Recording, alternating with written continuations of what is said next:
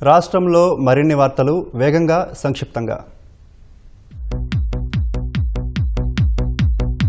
గతేడాది మే నుంచి నవంబర్ దాకా బకాయిలున్న గౌరవ వేతనాన్ని గుడ్ ఫ్రైడే రోజున సీఎం విడుదల చేయడంపై పాస్టర్లు సంతోషం వ్యక్తం చేస్తున్నారు. ఈ మేరకు మంత్రి సవితను కలిసి కృతజ్ఞతలు తెలిపారు. పెనుకొండ ఆర్ఎండ్బి అతిథి గృహంలో టీడీపీ క్రిస్టియన్ సెల్ రాష్ట్ర అధ్యక్షుడు స్వామిదాస్, పలువురు పాస్టర్లు మంత్రితో కలిసి ప్రత్యేక ప్రార్థనలు చేశారు. విజయవాడ నగరపాలక సంస్థ కార్పొరేటర్లు బెంగళూరులో పర్యటించి అక్కడ జరుగుతున్న అభివృద్ది కార్యక్రమాల్ని పరిశీలించారు. బెంగళూరులో చేపట్టిన K100 drain, white top roads ప్రాజెక్టులను సందర్శించారు. వీఎంసీ కార్పొరేటర్లకు గ్రేటర్ బెంగళూరు మున్సిపల్ కార్పొరేషన్ పరిధిలో జరుగుతున్న అభివృద్దిని BBMC chief commissioner Tushar Girinath వివరించారు.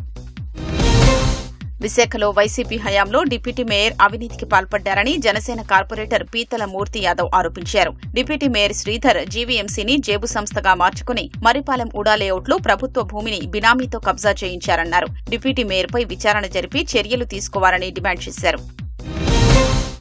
విశాఖ నగరంలోని పోలీసు మైదానంలో వాహనాల రికవరీ మేళా జరిగింది. 300కు పైగా వాహనాల్ని యజమానులకు పోలీసులు అప్పగించారు. వాహనాల్ని పార్కింగ్ చేసుకునేటప్పుడు పూర్తి జాగ్రత్తలు పాటించాలని పోలీస్ కమిషనర్ శంకబ్రత బాగ్చి సూచించారు.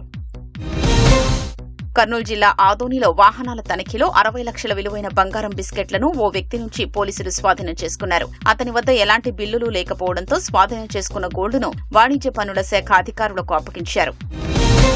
తిరుమలలోని నారాయణగిరి షెడ్ల వద్ద రాయచోటికి చెందిన యువకుడు ఆత్మహత్యకు పాల్పడ్డారు. తిరుమలలో దుకాణంలో పనిచేస్తున్న యువకుడి అన్న డబ్బులివ్వలేదన్న కారణంతో గణేష్ ఉరివేసుకున్నట్లు సమాచారం. కేసు నమోదు చేసుకున్న పోలీసులు దర్యాప్తు చేస్తున్నారు. ప్రముఖ శైవక్షేత్రం నంద్యాల జిల్లా మహానంది ఆలయ వెనుక భాగంలో తెలంగాణకు చెందిన యాత్రికుడు ఆత్మహత్య చేసుకున్నాడు. సిద్దిపేట జిల్లా మల్లేపల్లికి చెందిన భోజరాజు మిత్రులతో కలిసి ఆలయానికి వెళ్లి ట్యాంకు నిచ్చెనకు ఉరివేసుకున్నాడు. ఘటనపై పోలీసులు దర్యాప్తు చేపట్టారు.